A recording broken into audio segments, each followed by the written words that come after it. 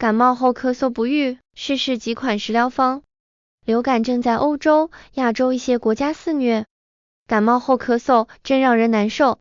别急，试试这些食疗方，帮你快速止咳，恢复健康。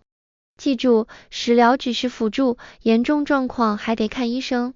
1. 冰糖雪梨川贝汤，功效：清热润肺，化痰止咳。食材：雪梨1个，川贝母5克，冰糖适量。做法：雪梨洗净，去皮去核，切块；川贝母洗净。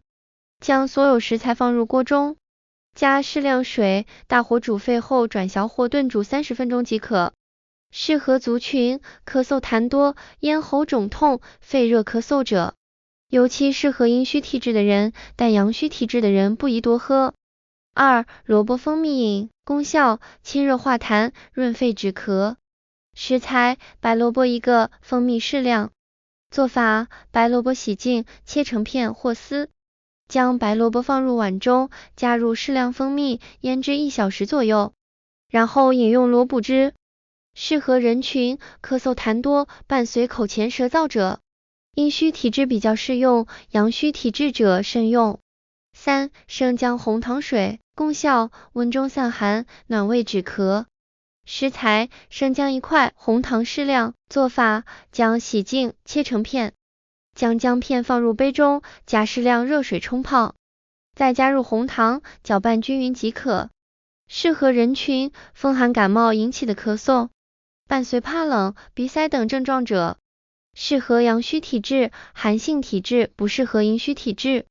4. 大蒜蜂蜜茶，功效：杀菌消炎，润肺止咳。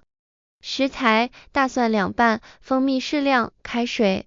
做法：大蒜去皮，捣碎，将大蒜泥放入杯中，加适量开水冲泡，待水温稍凉后，加入蜂蜜，搅拌均匀即可饮用。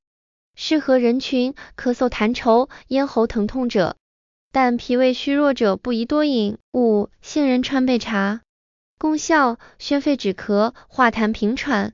食材：杏仁5克，川贝母3克，冰糖适量。做法：杏仁去皮煎，与川贝母一起放入杯中，用沸水冲泡10到15分钟后，加入冰糖调味，饮用。